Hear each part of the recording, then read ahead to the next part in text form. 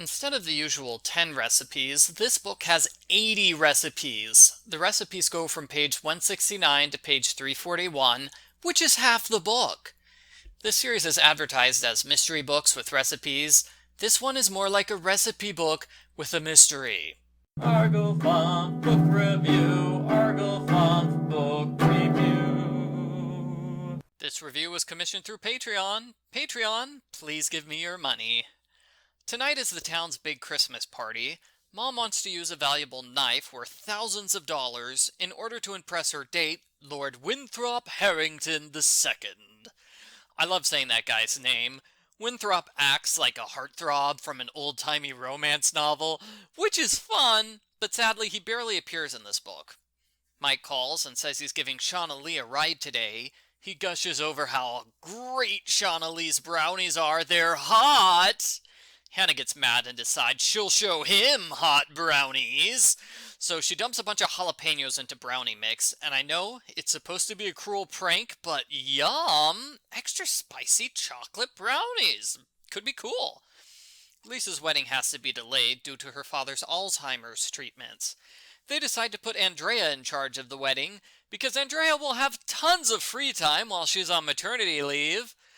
No. No, she won't.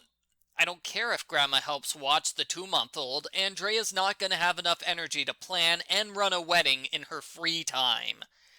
We get gossip about a boring man named Martin Dubinsky. He recently went to Las Vegas and married a stripper named Brandy 5 hours after meeting her. He just bought her a fur coat worth $22,000. The wedding ring is an antique worth over $50,000. Dang, where's all this money coming from? Martin's ex-wife Shirley is furious, as are his mother Babs and his secretary Laura. We meet Kirby Jordan, the handsome high school band instructor. Martin arrives with Brandy, who is drop-dead gorgeous. She and Hannah have an awkward conversation. Brandy thinks Mayor Bascombe looks familiar, so Hannah assumes the two of them had an affair at one point. Pretty bold assumption to make, Hannah. Brandy worries someone will steal her valuable coat, and Hannah assures her theft is not a problem. Murder is a problem in this town, but not theft. Why, everyone here is so honest, they're leaving the valuable antique knife in the open where anyone could take it. The antique knife gets stolen shortly afterwards. Hannah searches the kitchen when she notices the back door is open. Outside, she finds Brandy dead in the snow, murdered with the antique knife. And the sugar cookies are there too. Due to a terrible snowstorm, no one could have left the parking lot, which makes this a locked room murder mystery. Martin realizes marrying Brandy was a huge mistake. He wants to get back together with his ex-wife. The two of them spent the last hour working through their issues, so they are each other's alibi. Babs admits she doesn't like Brandy, but she's trying to make the best out of the bad situation. When Hannah tells Kirby about Brandy's murder, he has a huge overreaction. He can barely stand up, he's so shocked. Hannah is suspicious that he's so upset over the death of a woman he barely knew. She demands an explanation, and she does not believe his lying excuses. 3 pages later, Hannah sees Earl, the snowplow driver. He's so upset about the death he can't bring himself to mention the murder or Brandy's name. Hannah decides, that's sweet. Earl is secretly a sensitive guy. What? Why is Earl sensitive for being upset about the murder, but when Kirby's upset about the murder, he's a liar who's hiding something? Talk about inconsistent. We learn Mayor Bascombe was scheduled to have an affair with Brandy in Las Vegas, but he passed out drunk, so it didn't happen. This explanation takes up 1 page. Laura is exonerated in equally quick fashion, as she just got engaged to some guy, so she doesn't have love revenge as a motive. I wish that we spent a full chapter on both of these suspects, not just a single page for both of them. Michelle made friends with Brandy because she wants to be a stripper in a play. I think this is supposed to be a joke, but I'm honestly a little worried about Michelle now, and I'm surprised Hannah didn't tell Mom immediately. Michelle reveals Brandy's real name is Mary, she grew up in a nearby town, and some old yearbooks indicate she dated Kirby in high school. Kirby confesses that shortly before her death, Brandy convinced him to run away with her to the Bahamas, and she was going to pay for it with the coat, the ring, and the stolen knife. We read a sweet letter from Tracy to Santa about how much she wants Hannah to decide if she should marry Norman or Mike. Oh, resolving the love triangle would be a Christmas miracle. They look through photos that Norman took and discover the culprit is wearing a black skirt. Babs has a black skirt, so Hannah confronts her. Babs confesses she tried to stop Brandy from running away, a fight broke out, and Brandy was stabbed by accident.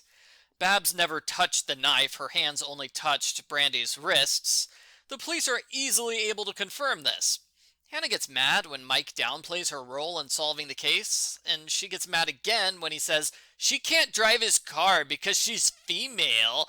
She's gonna get her girl cooties all over it. Ew. I still don't understand why Mike is Hannah's main love interest, because all he does is insult her by being sexist. His only redeeming quality is the fact that he's hot. Andrea goes into labor and gives birth to a girl. Andrea thought the baby would be a boy, so she promised both grandmothers, "Oh, I'll name the baby after you." It's not a girl baby. That's a really mean thing for Andrea to do, just lie to the moms. Yeah, Andrea's a jerk, and I think Andrea should suffer for her lies, but Hannah comes up with a cheat. They can combine the grandmother's previously unmentioned middle names in order to get Bethany. We're not told what Bethany's middle name is, but I think it should be Hannah, right? Hannah deserves it at this point. The end. Post-book follow-up. I thought this was a good mystery. It's different for the series to have a locked room murder mystery, which is solved in an hour, because normally we have multiple murders over the course of several days. I also liked how the murder was accidental self-defense, not deliberate murder. That was a good plot twist. I think this book took too long to get started, because the murder doesn't happen until page 77. That's 45% of the way through the story. In the previous book, the murder was much closer to the beginning. It was page 31. Throw in the fact that there are 3 chapters after the murder gets solved, and it's clear that the majority of the story is not a murder mystery. And that is downright shocking, considering the book is a half-length book. Could the book have been expanded? Yeah, like I pointed out, 2 of the suspects were exonerated on a single page. That could have been expanded, definitely. But could the book be expanded to be the same length as every other book in the series? I'm not so sure. It would be tough to double the length of this story. I think it would be better to combine it with the other Christmas novella. You know, you combine the 2 half-length books into a full book. That's what I think should have been done here. Overall, I'm glad the mystery was good. I just don't like how half of the book was recipes. That feels like cheating to me. If I had purchased this book instead of getting it through the library, I would feel ripped off because half the book is recipes. But other than that, it was a unique, fun mystery. The author took some chances, made some changes with this book, and they paid off handsomely. I give Hannah Swensen number 6, Sugar Cookie Murder, an 8 out of 10.